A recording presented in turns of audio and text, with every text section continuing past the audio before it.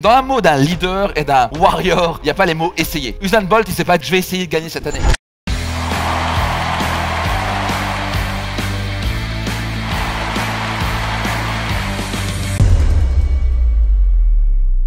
Il y a Michael Jordan, il se disait pas je vais essayer de gagner, il se dit je vais devenir le plus grand joueur de tous les temps et je vais gagner ce nouveau championnat. Pas je vais essayer. Donc c'est des mots que vous voulez absolument éliminer. Et surtout les mots ont un pouvoir. Il y a une étude qui a été faite super intéressante et ils ont montré un film à une vingtaine de personnes, à un groupe A, puis une autre vingtaine de personnes au groupe B. Ils ont montré juste une image d'une voiture qui se crache. Ils ont juste posé la question un petit peu différemment. Ils ont posé la même question, ils ont juste changé un mot. Combien vous pensez que la voiture roulait avant de toucher la voiture? La grande majorité ont répondu 40 km/h. Ils avaient oublié même qu'il y avait des vitres qui avaient explosé. Ils ont mentionné de quelle vitesse la voiture roulait avant qu'elle touche l'autre. Dans l'autre groupe, ils ont juste changé le mot touché par fracasser. À quelle vitesse la voiture roulait avant qu'elle fracasse l'autre voiture? C'est quoi la différence? L'autre groupe a pensé qu'elle roulait à 60 km/h et sont absolument rappelés de toutes les vitres qui ont explosé. Donc, nos mots créent de l'émotion chez nous. Quand vous dites c'est la merde, vous venez de créer de la merde. Vous suivez? Des mots comme c'est la poisse. Alors ça c'est les mots, mais alors horrible. C'est vraiment vous venez de créer de la poisse. Et au passage, ce sur quoi vous focalisez, vous allez l'amplifier. Donc les mots ont un pouvoir. Entre, je vais vous donner un exemple. Elle a des jolies fesses ou elle a un sacré beau cul. Qui sent que le deuxième a plus d'émotion?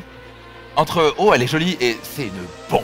Donc le mot crée une émotion, pas vrai? Donc encore une fois, c'est pas ce qui vous arrive, c'est l'émotion que vous créez et c'est l'interprétation que vous en faites. Les mots ont un pouvoir. Si vous dites ah c'était horrible, maintenant c'est bien horrible. Mais si vous dites waouh, quel est le cadeau dans tout ça? Maintenant vous cherchez le cadeau. Ah mon père m'a frappé, c'est horrible, j'ai une enfance horrible. Non ma vie est à chier. L'événement, vous pouvez rien faire. Maintenant tu commences à dire waouh, j'ai vécu tout ça et en fait c'était un cadeau énorme pour moi d'apprendre à être heureux et à me remettre en question. Tu penses que t'es beaucoup plus heureux. Donc tes mots ont un impact total. Entre j'ai un problème et j'ai un challenge, il est comme ça, je peux pas le toucher. Donc ça c'est fondamental. Vos mots déterminent aussi votre qualité de vie. Donc faites attention à vos mots. Le focus c'est quoi? Ce sur quoi vous focalisez détermine votre qualité de vie. Vous focalisez sur la défaite ou la victoire? Est-ce que vous focalisez sur les belles choses dans votre vie ou les choses qui sont difficiles dans votre vie? Est-ce que vous focalisez sur les défauts de votre partenaire ou les qualités de votre partenaire? Est-ce que vous focalisez sur vos défauts ou vos qualités? Ce sur quoi vous focalisez, vous allez non seulement l'amplifier, mais avoir un impact majeur dans votre vie. Donc je prends un exemple. Qui ici est passionné d'équitation? Ah bah voilà, forcément. Donc à votre avis, nos amis qui aiment les animaux, les chevaux, quand ils rentrent dans un kiosque à journaux, il y a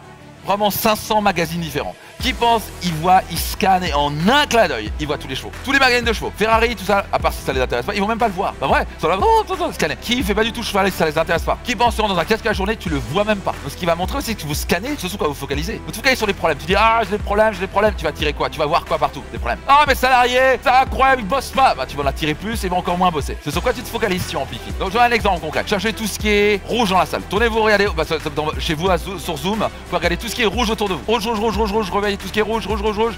Cherchez le rouge. Ok, maintenant fermez les yeux. Dites-moi ce que vous avez vu de bleu. Maintenant ouvrez les yeux. Cherchez le bleu partout. Regardez le bleu partout. Qui voit qu'il y a du bleu partout? Fermez les yeux. Dites-moi ce que vous avez vu de vert. Ouvrez les yeux. Vert. Il est où le vert? Qui voit qu'il y a du vert? Qui voit qu'il y a du rouge? Il était là. Donc vous focalisez pas dessus. Ce sur quoi tu te focalises, tu vas amplifier. Tu te focalises sur les problèmes, tu vas en l'avoir créé. Tu te focalises sur les problèmes de tes enfants. Ah, mon enfant a un problème. C'est bon. Alors là, tu l'as foutu. Tu la mets chez quelqu'un, il a un problème, il est HP, je sais pas trop quoi. Là, on est devenu spécialiste à inventer des trucs. C'est irréel. La dernière fois, personne m'a posé la question. Max, t'es HP? Je fais non, je suis Mac. C'est HP, ceci. Donc maintenant, ça c'est la grande mode, tu vois, il faut créer des problèmes quand ça n'existe pas. Mon fils est hyperactif.